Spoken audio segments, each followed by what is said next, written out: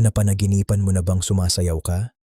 Maaaring mag-isa kang sumasayaw sa isang tahimik na lugar o kaya naman ay nasa isang malaking party kung saan maraming taong nakatingin sa'yo. Minsan, masaya at malaya ang pakiramdam habang sumasayaw.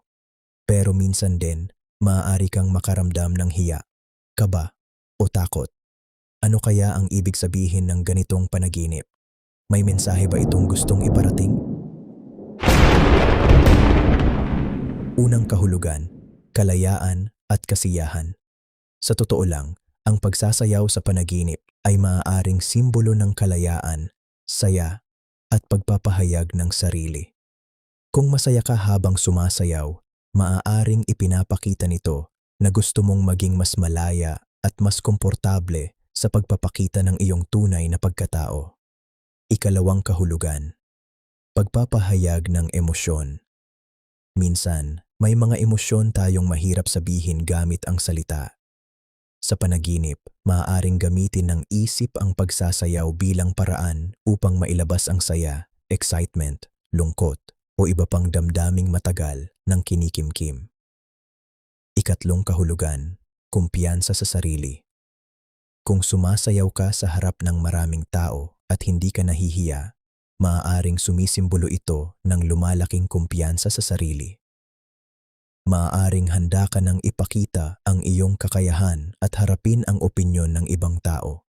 Ikaapat na kahulugan, pakiramdam na kontrolado. Pero paano kung gusto mong huminto sa pagsasayaw ngunit hindi mo magawa? Maaaring sumasalamin ito sa isang sitwasyon kung saan pakiramdam mo ay wala kang kontrol o napipilitan kang gawin ang isang bagay na hindi mo talaga gusto. Ikalima, depende sa nangyari sa panaginip. Mahalaga rin ang mga detalye.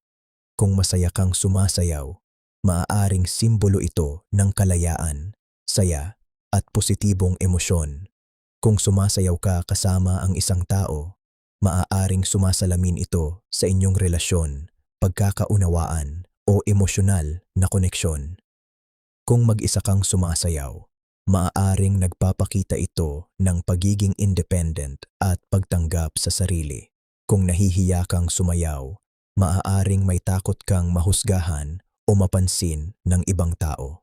Kung hindi mo makontrol ang iyong pagsasayaw, maaaring may sitwasyon sa buhay mo na pakiramdam mo ay hindi mo hawak ang direksyon. Ika-anim na kahulugan, pagtanggap sa pagbabago. Ang sayaw ay tungkol sa galaw at pagbabago. Kaya maaari rin itong sumisimbolo sa isang bagong yugto ng buhay kung saan kailangan mong matutong sumabay sa mga pagbabago sa halip na labanan ang lahat ng ito.